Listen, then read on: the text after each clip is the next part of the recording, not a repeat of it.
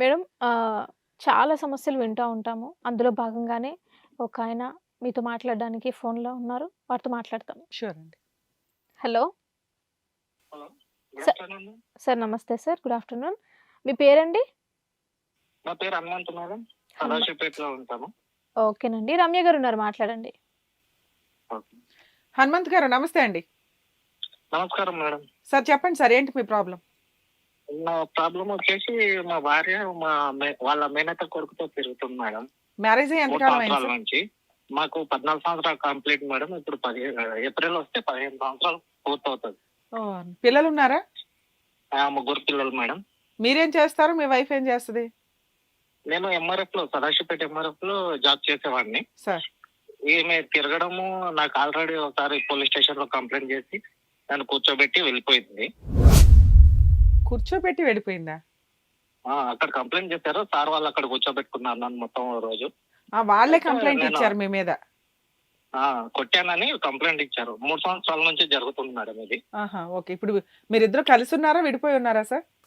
విడివిడిగానే ఉన్నాం మేడం. విడిగా ఉండి ఎంత కాలం అవుతుంది? 5 నెలలు అవుతుంది మేడం. అయితే 3 సంవత్సరాల నుంచి ఆమె 3 నెలలు అమ్మగారి ఇంట్లో ఉండాలి. ఓ నెల నా దగ్గర ఉండాలి. మళ్ళీ గొడవ పెట్టుకొని వెళ్ళిపోవాలి.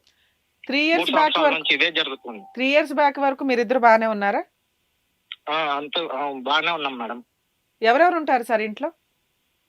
నేను, మా భార్య, ముగ్గురు పిల్లలు మేడం. ఇప్పుడు అమ్మాయి వాళ్ళ అమ్మ వాళ్ళ ఇంటికి వెళ్ళేటప్పుడు పిల్లల్ని తీసుకొని వెళ్తదా? వదిలేసి వెళ్తదా?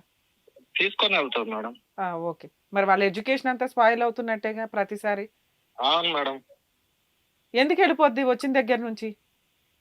అయ్యో, ఒక నెల మంచిగానే ఉంటది మేడం. మళ్ళీ వాళ్ళ అమ్మ వచ్చి గొడవ పెడుతుంది. వాళ్ళ మేనత్త కొడుకుతోనే నేను వాళ్ళని మొదటిసారి పట్టుకున్నప్పుడే నిలదీసిన. వాళ్ళ అమ్మ వాళ్ళ ముంగల్నే నిలదీసిన. అప్పటి నుంచి కాపురం చేయను, విడాకులు కావాలి. అదొక్కటే ఆమె అదే అంటే ఒక్కటే పట్టుకోవడం చెప్తుంది. అంటే కాదు సార్ ఇప్పుడు మీ వాళ్ళ మేనత్త కొడుకుతోటి అక్రమ సంబంధం ఇన్ని సంవత్సరాల తర్వాత ముగ్గురు పిల్లలు ఉండి కూడా పెట్టుకుంది అని మీ డౌటా? కనిపెట్టారా లేకపోతే లేదు రెడ్ మేడం, హ్యాండెడ్ గా కనిపెట్టాను దొరికింది? మేడం. కనిపెట్టాను. వాళ్ళ రికార్డు కూడా నా దగ్గర ఉంది.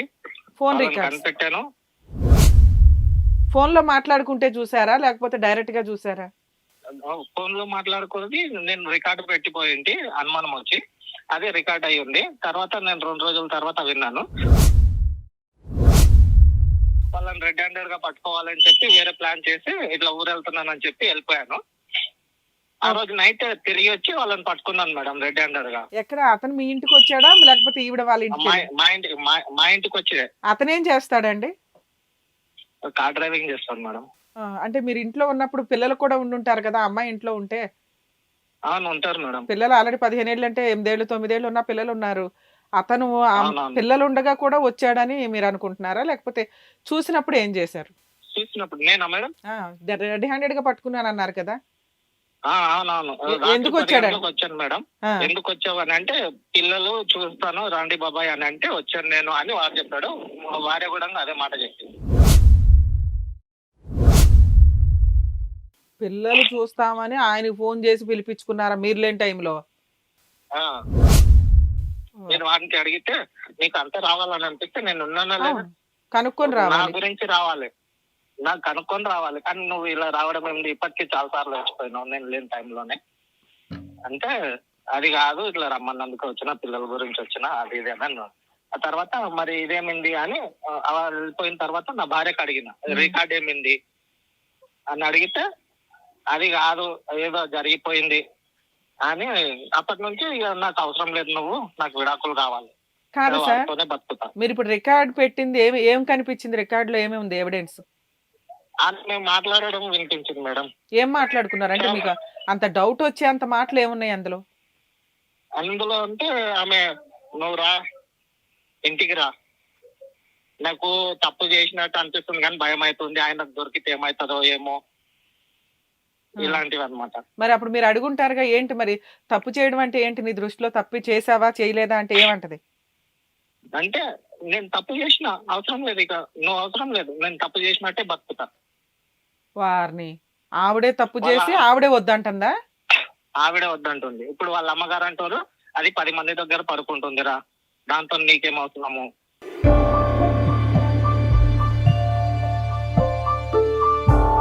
వదిలేయి, నీ దగ్గర సాక్ష్యాలు ఉన్నాయి కదా, కేసులు వేసుకో. కేసు వేసుకో, విడాకులు తీసుకో, అది కాపురం చేస్తానన్నా నేను కాపురం చేయనియను అని వాళ్ళ అమ్మనే ఎందుకని ఇప్పుడు వాటికి ముందు తీసుకెళ్తుంది. అసలు ఇప్పుడు మీది వాళ్ళది క్లాష్ అవుతుందండి. మీకు ఇప్పుడు ఒక అనుమానం వచ్చింది. అనుమానం వచ్చింది ఎందుకు? అవును. వాళ్ళ మేనత్త కొడుకుతోటి అక్రమ సంబంధం ఉందని. దాన్ని కనిపెట్టాలని మీరు అనుకున్నారు. కనిపెట్టి ఏం చేద్దాం అనుకున్నారు? ఒకవేళ దొరికితే ఏంటి మీ ఉద్దేశం? దొరికితే అయినా నేను తప్పు ఆమె చేసింది, అయినా నేను నా కాపురం నా పిల్లల గురించనే నేను ఆలోచిస్తున్నాను మేడం. అప్పుడు మీరు నాకు కనిపెట్టకుండా ఉంటే సరిపోయేది కదా! సరిపోయేదే, కానీ ఇప్పుడు కనిపెట్టినాక ఇప్పుడు ఆమె కాపురం పోయిందిగా. పిల్లల కోసం మీరు ఏదైతే తాపత్రయపడుతున్నారో అది పోయిందిగా ఇప్పుడు. ఆవిడ ఎట్లాగో చెడిపోయింది. ఎదురు వాళ్ళ అమ్మ కూడా ఆవిడకే సపోర్ట్ చేస్తుంది. అవును మా అమ్మాయి తిరిగిద్ది, ఏం చేసుకుంటారో చేసుకోండి అని. అవును కనిపెట్టడమే తప్పయింది, కానీ నేను మనశ్శాంతిగా, ఆమె నాతో మనశ్శాంతిగా అప్పటికి కూడా ఉండట్లేదు. అది ఏదో తేడా కొడుతుంది అన్నట్టే కనిపెడదామని చేశాను. అది రుజువు అయింది. అప్పటి నుంచి ఆమె తెగించేసింది, నువ్వు తెగించేసింది. ఏమైనా చేసుకో. మీరు కనిపెట్టిన దగ్గర నుంచి ఇంకా తెగించింది. ఏం చేసుకుంటావో చేసుకో. తెగించేసింది. అసలు ఏం చేసుకుంటావో ఇప్పుడు ఆవిడ చేసుకో. డైవర్స్ ఇవ్వను అంటే మనం ఇవి పెట్టుకొని ఏమన్నా ఫైట్ చేయొచ్చు గానీ ఆవిడే డైవర్స్ ఇచ్చేస్తానంటుంది. మనం ఎదురు బతులాడుతున్నాం. ఆమె ఆమె ఇవ్వనంటుంది. డైవర్స్ ఇవ్వనంటుందా? ఇవ్వను, డైవర్స్ ఇవ్వను, నీ దగ్గర సాక్ష్యాలు ఉన్నాయి, పోయి చేసుకో. మరి ఇందాక డైవర్స్ ఇవ్వను, డైవర్స్ ఇచ్చేస్తానంటుందండి అన్నారు మీరు. డైవర్స్ ఇస్తే తీసేసుకోవడం బెటర్ కదా. డైవర్స్ నువ్వే చేసుకో, నాకు సంబంధం లేదు. డైవర్స్ నేనైతే కాపురం చేయను, నీ దగ్గర సాక్ష్యాలు ఉన్నాయి కాబట్టి నువ్వేం చేసుకుంటావు చేసుకో. విడాకులు ఇస్తావా ఇచ్చేయి, నేను తీసుకుంటా, నీతో మాత్రం కాపురం చేయను. అతనేమంటున్నాడు? అబ్బాయా? ఆ అబ్బాయి నాతో మాట్లాడాడు మేడం, నేను కాల్ చేస్తే కూడా బ్లాక్ లిస్ట్ లో ఉంది. అతనికి మ్యారేజ్ అయ్యిందా? కాలేదు మేడం. అరే, మీ వైఫ్ అబ్బాయికి ఏజ్ ఎంత, కాలేదు. ఆయన ఏజ్ ఎంత? నాది వచ్చి ఇప్పుడు 39 running madam. Me wife the? మా వైఫ్ ది 33, అతనిది? అబ్బాయిది 24. అబ్బబ్బా, అయితే అది నిజమో కాదోనండి, మీరు ఒకసారి ఆలోచించిపోయారా? అంత చిన్న వయసు ఉన్న పిల్లోడితోటి దగ్గర దగ్గర మీ మ్యారేజ్ అయిన దగ్గర నుంచి కూడా చాలా గ్యాప్ ఉంది అయితే వాళ్ళిద్దరికి. అవును గ్యాప్ ఉంది మేడం, కానీ అలా అనిపించదు. ప్రస్తుతం నేను ఇప్పుడు 5 నెలల నుంచి దూరంగా ఉంటున్నాను. మే నెల నుంచి, జూన్ నెల నుంచి.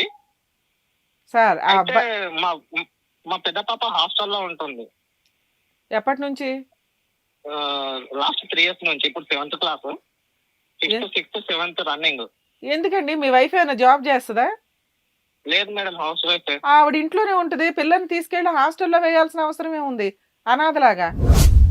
అంత ఎడ్యుకేషన్ కి 6th 4th 5th లో మీరు ఇచ్చే ఇంటర్నేషనల్ ఎడ్యుకేషన్ ఏముంది హాస్టల్లో వేసే అంత? ఒక ఏజ్ తర్వాత ఎలాగో తప్పదు. ఎందుకని ముగ్గురు పిల్లల్ని పెంచలేక?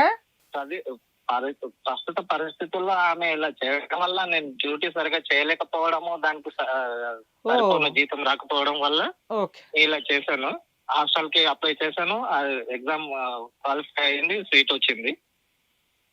ఓకే, మీ గొడవ స్టార్ట్ అయిన దగ్గర నుంచి ఆ పిల్లని అక్కడ వేశారు. అవునవును. సరే సార్, ఇప్పుడు లాక్డౌన్ తర్వాత ఈ విషయం తెలిసిన తర్వాత కూడా అమ్మాయి 2-3 సార్లు కాపురానికి వచ్చింది కదా, 3 నెలలు ఉంటుంది, 3 నెలలు వెళ్తుంది. మరి ఆ టైంలో ఆవిడ మార్చుకోవాలిగా, మీరు మార్చుకోపోయారా? నేను ఎంత మార్చుకున్నా వాళ్ళ అమ్మ ప్రతి వారం 10 రోజులకు ఒకసారి రావాలి, ఏదో చెడదొబ్బాలి.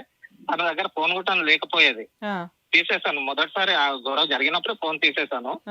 అయితే వాళ్ళ అమ్మ రావాలి, నేను డ్యూటీలో ఉన్నప్పుడు రావాలి, ఏదో మాట్లాడాలి, వెళ్ళిపోవాలి. తెల్లారి నుంచి వాళ్ళ అమ్మ వచ్చిపోయిందా, మరుసటి రోజు నుంచి మళ్ళీ మాకు తగవాలి. ఎందుకు వాళ్ళ అమ్మ ఇంత ఫిట్టింగ్ పెట్టడం? 15 ఏళ్ల కాపురం, 3 పిల్లలు ఉన్నారు. కూతురు లైఫ్ స్పాయిల్ అయితే పిల్లల లైఫ్ కూడా స్పాయిల్ అవుతుందని ఆవిడ ఆలోచించట్లేదా? తల్లిదండ్రులు లేని అనాథ నీకేం తెలుసురా? మీకు వెనకాల పేరెంట్స్ నాకు ఎవరు సపోర్ట్ లేదు మేడం, ఒంటరి వాడిని. నాకు నా భార్య పిల్లలే కావాలి. తన తప్పు వెలిచి బయటికి ఎత్తి చూపైనా గానీ నా భార్య నేను మార్చుకోవాలని, నేను ఎవరి దగ్గరికి పోయినా, పోలీస్ స్టేషన్ లో కంప్లైంట్ చేయడానికి పోయినా గానీ వాళ్ళు కూడా పట్టించుకోవట్లేదు. మేడం ఇట్లా చేస్తుంది, సార్ ఇలా చేస్తున్నారు అని అంటే కూడా ఎవరు వినిపించుకునేటట్టు లేరు. అక్కడ నన్నే తిట్టి ఇవన్నీ పెట్టుకొని ఏం చేస్తావురా, నువ్వు చేసుకోపో, ఆమె కాపురం చేయనంటుంది కదా, కోర్టుకు అప్లై చేసుకో, విడాకులు నోటీస్ పంపి నువ్వే, ఆమె ఇయ్యదు. నాకు ఇలాంటివే చెప్పారు సదాశివపేటలో. ఎలాగైనా ప్రస్తుత పరిస్థితులు పిల్లలు ఏమైతావి, నేను తల్లిదండ్రులు లేకుండా 26 సంవత్సరాల నుంచి ఒంటరిగానే ఉంటున్నా. ఇప్పుడు కూడా నేను అలాగే అయిపోయినా, నా పిల్లలు ఉండి కూడా దీనికి కారణం ఎవరు అనేది ఆమెకు తెలియట్లేదు. ఎలా అవుతుంది, ఎవరి జీవితాలు నాశనం అవుతుంది, నాదైపోయింది, తనది అయిపోయింది. మా పిల్లల భవిష్యత్తు కావాలని నేను ఆలోచిస్తున్నాను.